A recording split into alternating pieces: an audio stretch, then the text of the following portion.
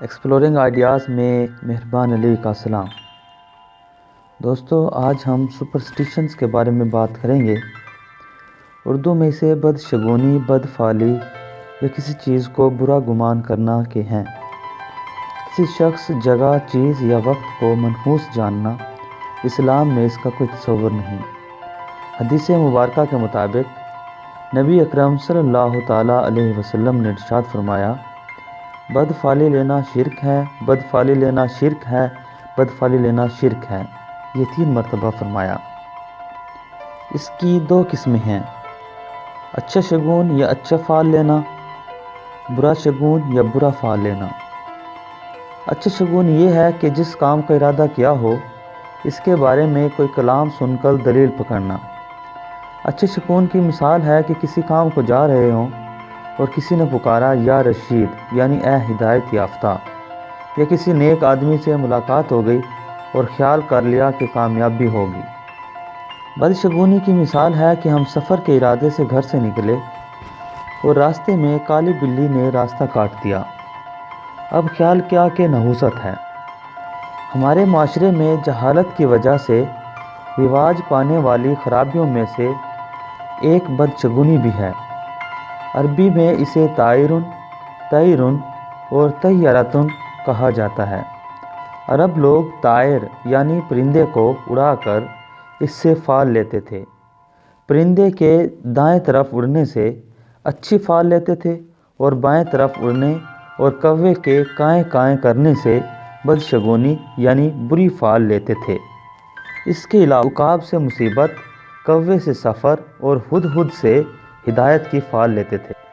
سائنسی لحاظ سے بھی بدشگونی یا برا فال لینا کی کوئی حقیقت نہیں ملتی۔ جدید ٹیکنالوجی کے دور میں بھی جہاں پر ان پڑھ لوگ بدشگونیوں میں مبتلا ہیں، وہیں پر پڑھے لکھے لوگ بھی ان میں سر فہرست ہیں۔ چند ایک ہمارے معاشرے کی بدشگونیوں کا ذکر کیا جاتا ہے۔ جوتا اتارتے وقت جوتے پر جوتا آ جانا بدشگونی تصور کیا جاتا ہے۔ سیدھی آنکھ پھڑ کے تو یقین کر لیتے ہیں کہ کوئی مصیبت آئے گی۔ عید جمعہ کے دن ہو جائے تو اسے حکومت وقت پر بھاری سمجھتے ہیں۔ کبھی بلی کے رونے کو منحوس سمجھتے ہیں تو کبھی رات کے وقت کتے کے رونے کو۔ مرغا دن کے وقت اذان دے تو بدفعلی میں مبتلا ہو جاتے ہیں، یہاں تک کہ اسے ذبح کر ڈالتے ہیں۔ پہلا گاہک سودا لیے بغیر چلا جائے تو دکاندار اس سے بدشگونی لیتا ہے۔ نئی نویلی دلہن کے گھر آنے پر خاندان کا کوئی شخص فوت ہو جائے یا کسی عورت کی صرف بیٹیاں ہی پیدا ہوں تو اس پر منحوس ہونے کا لیبل لگ جاتا ہے۔ حاملہ عورت کو میت کے قریب نہیں آنے دیتے کہ بچے پر برا اثر پڑے گا۔ جوانی میں بیوہ ہو جانے والی عورت کو منحوس جانتے ہیں۔ خالی کینچی چلانے سے گھر میں لڑائی ہوتی ہے۔ خالی برتنوں یا چمچ آپس میں ٹکرانے سے گھر میں لڑائی جھگڑا ہو جاتا ہے۔ جب بادلوں میں بجلی کڑک رہی ہو اور سب سے بڑا بچہ یعنی پلوٹھا بچہ باہر نکلے تو اس پر گر جائے گی، یہ بھی ایک بدفعلی ہے۔ دودھ پیتے بچے کے بالوں میں کنگھی کی جائے تو اس کے دانت ٹیڑھے نکلتے ہیں۔ بچہ سویا ہوا ہو اور اس کے اوپر سے کوئی پھلانگ کر گزر جائے تو بچے کا قد چھوٹا رہ جاتا ہے۔ انگلیاں چٹکانے سے نحوست آتی ہے۔ سورج گرہن کے وقت حاملہ عورت چھری سے کوئی چیز نہ کاٹے کہ بچہ پیدا ہوگا تو اس کا ہاتھ یا پاؤں کٹا ہوا یا چرا ہوا ہوگا۔ نومولود یعنی بہت چھوٹے بچے کے کپڑے دھو کر نچوڑے نہیں جاتے کہ اس سے بچے کے جسم میں درد ہوگا۔ کبھی نمبروں سے بدفعلی لی جاتی ہے، یعنی 13 کا ہندسہ یا 302 یا 420 کا ہندسہ بدشگونی سمجھا جاتا ہے۔ رات کے وقت کنگھی چوٹی کرنے سے یا ناخن کاٹنے سے نحوست آتی ہے۔ گھر کی چھت یا دیوار پر الو بیٹھنے سے نحوست آتی ہے۔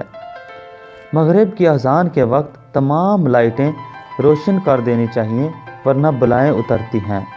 یہ تمام ہمارے معاشرے کی موجودہ بدشگونیوں کی شکلیں ہیں۔ اب ہم آتے ہیں بدشگونیوں کے نقصانات کی طرف۔ بدشگونی انسان کے لیے دینی و دنیاوی دونوں اعتبار سے بہت زیادہ خطرناک ہے۔ یہ انسان کو وسوسوں کی دلدل میں اتار دیتی ہے، چنانچہ وہ ہر چھوٹی بڑی چیز سے ڈرنے لگتا ہے، یہاں تک کہ وہ اپنی پرچھائی یعنی سائے سے بھی خوف کھاتا ہے۔ بدشگونی کی باطنی بیماری میں مبتلا انسان ذہنی و قلبی طور پر مفلوج ہو کر رہ جاتا ہے۔ بدشگونیوں سے بچنے کا حل یہی ہے کہ ہم اسلامی عقائد کی مکمل معلومات حاصل کریں، اللہ تعالیٰ پر سچا توکل کریں، بدشگونی کے تقاضے پر عمل نہ کریں۔ امید کرتا ہوں میری یہ ویڈیو آپ کو پسند آئی ہوگی۔